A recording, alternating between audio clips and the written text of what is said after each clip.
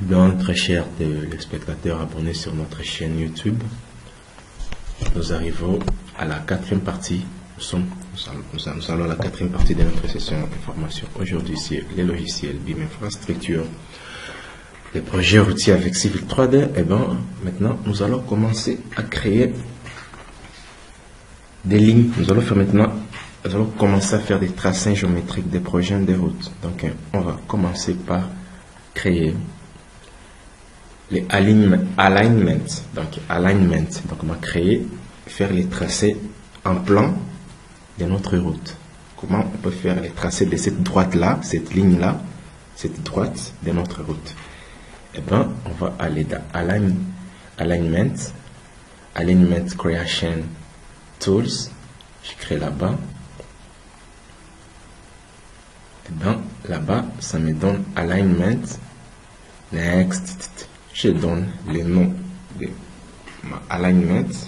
J'écris Existing Ground, je dis KZ Road Design. Road Design. Je vais ici, les types de centerline, ça restait comme ça. Si c'était un projet de route, si c'était un projet de chemin de fer, par exemple, si je devais faire un projet de chemin de fer, je devais faire les tracés géométriques d'un projet de chemin de fer. Au lieu de mettre le centerline, je devais faire les rail, donc railway design, donc je clique là-bas. Mais comme c'est un projet de route tout court, je clique là-bas. Autre chose, c'est site. Si c'était un projet d'aménagement territorial, je devais après avoir créé un site, donc il y a une parcelle, et puis je commence maintenant à faire ces histoires. Eh bien, tout ça restait comme ça. Ça restait comme ça. Et puis, autre chose plus importante, c'est ici. Design Criteria. Ça, c'est la partie la plus importante pour un projet de route. Comme je vous ai parlé, la norme qui est ici par défaut, c'est cette norme ici. American Association of State Highway Transportation Officials. C'est la norme qui est par défaut venue dans Civil 3D pour les tracés des projets de route.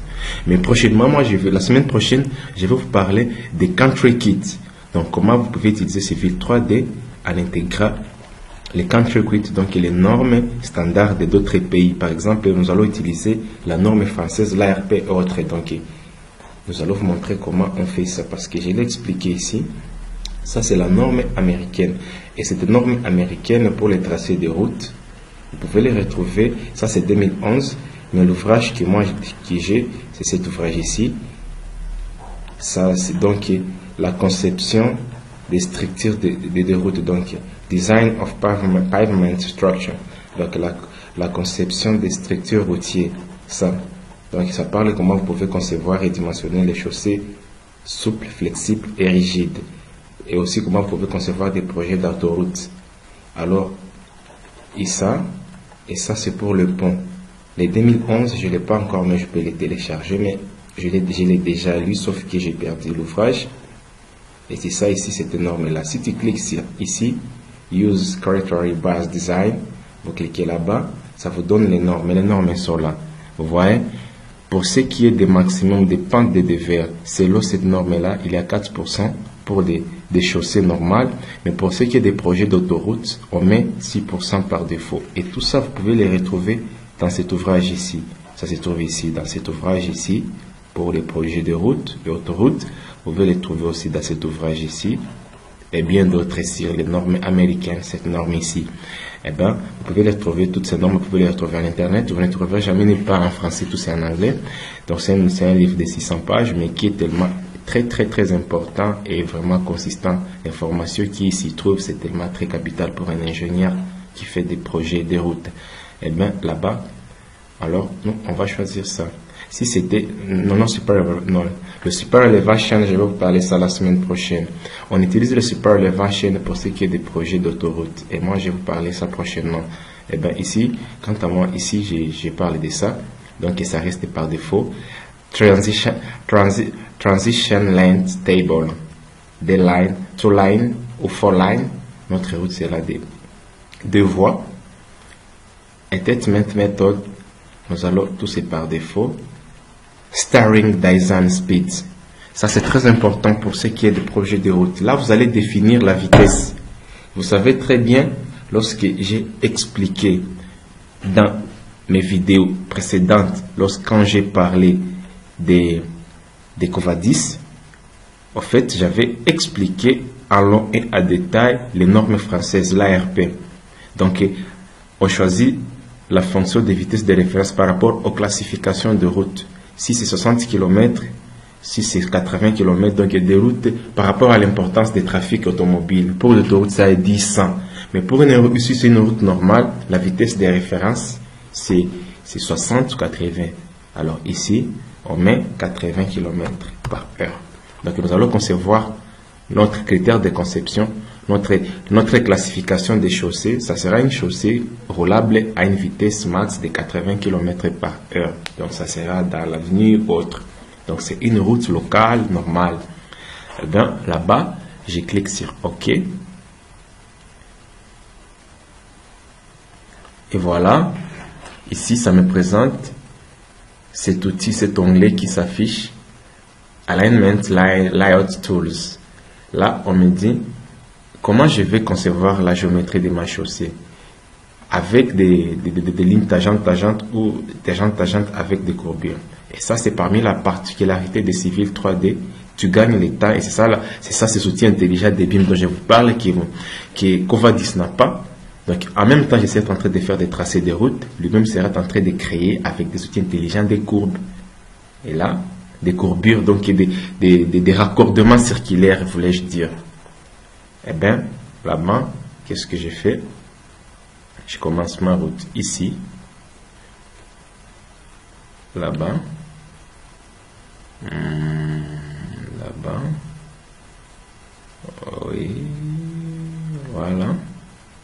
Je commence ma route là-bas. Je le mets là-bas. Je zoome. Je vais là-bas. Je vais là-bas.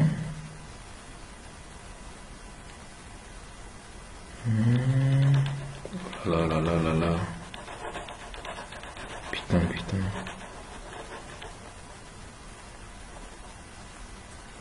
Comme je le disais tantôt, c'est ça notre tracé de route.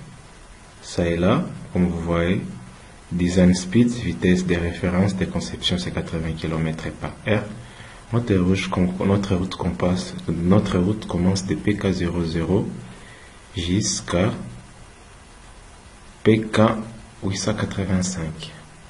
Et voilà, après avoir créé notre route, voilà la courbure, tu vois, la courbure est là, c'est automatique, tu vois que c'est très automatique, directement, lui-même fait la courbe. Et puis, par après, on clique ici. Si on veut modifier ça, on clique ici. Voilà.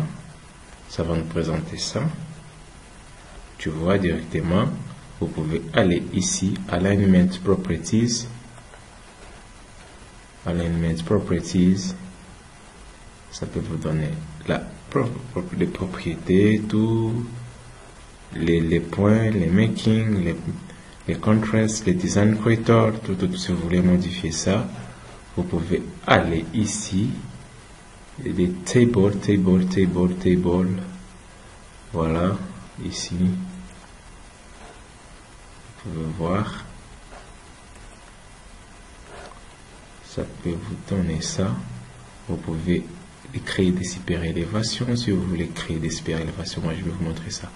Prochaine, la distance of sight, distance des visuels pour voir s'il y aura des accidents.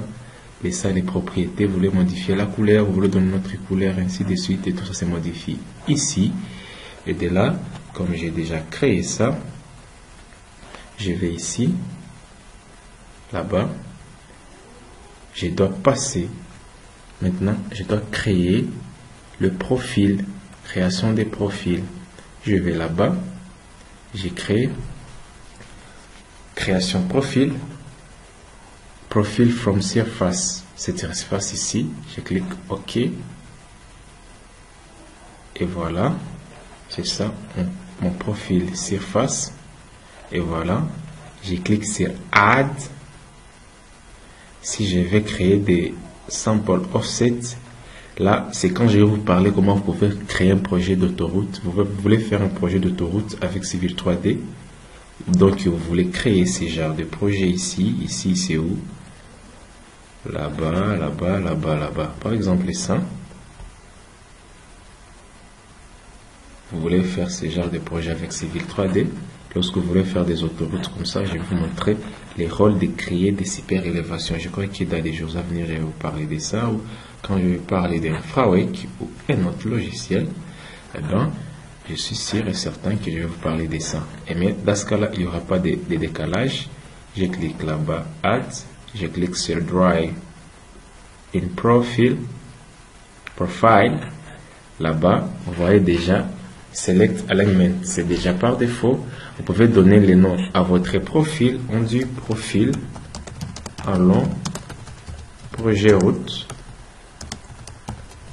Vous pouvez mettre une description.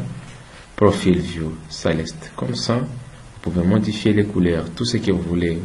Si vous voulez que votre profil puisse apparaître avec quelle couleur, les intervalles, ainsi de suite. Tout ça, je vais vous montrer comment modifier ça. Ça reste par défaut. Ici, si vous voulez montrer les décalages des profils vertical scattering non, vous faites suivant, suivant, suivant, suivant, le bands, edge elevation station, desktop, profile, data with geometry and super elevation, cut and fill. Donc, vous voulez avoir un profil qui montre les déblais, les remblais, non, ça reste comme ça par défaut. Et puis après, vous cliquez là-bas et vous create it. Et bien là-bas, on crée. Et voilà, le profil est créé là-bas. Après, vous pouvez modifier ces profils en cliquant ici. Vous pouvez modifier les maillages en cliquant 2 fois là-bas. Je reviens. Vous pouvez créer les maillages en cliquant 2 fois ici. Donc, voilà. Vous cliquez 2 fois ici pour que vous puissiez voir très clairement. Et bien, là-bas, lorsque tu cliques là-bas, vous allez ici, Profile View Properties. Vous cliquez sur Profile View Properties, là-bas. Et voilà, vous allez dans Station, Elevation, Profile. Non, not yet, pas du tout, c'est pas ici. Mais vous pouvez Edit, je crois, oui, Edit. Edit Profile View Style. Voilà, Edit Profile View Style. Là-bas. Et voilà. Vous allez ici dans Horizontal Axis.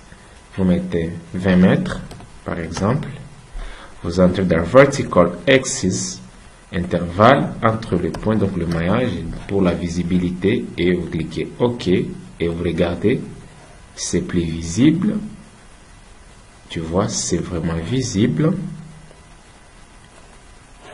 Voilà, là-bas, et j'ai tout est là-bas. Et bien, vous voyez, notre profil à long du terrain naturel est là, qu'on vient de créer. Ça est là. Les différents tracks, les différents intervalles des PK, PK0, PK20, donc les distances entre les profils, c'est 20 mètres par défaut. Les altitudes, tout est là-bas. Et à la 5e partie, je vais pouvoir vous montrer maintenant comment créer la ligne rouge ou la ligne du projet, comment vous pouvez créer ça et comment vous pouvez faire des assemblages. Et par après, on va chuter par les corridors, les sample lines et bien d'autres. Mais quant à moi, je vous dis merci.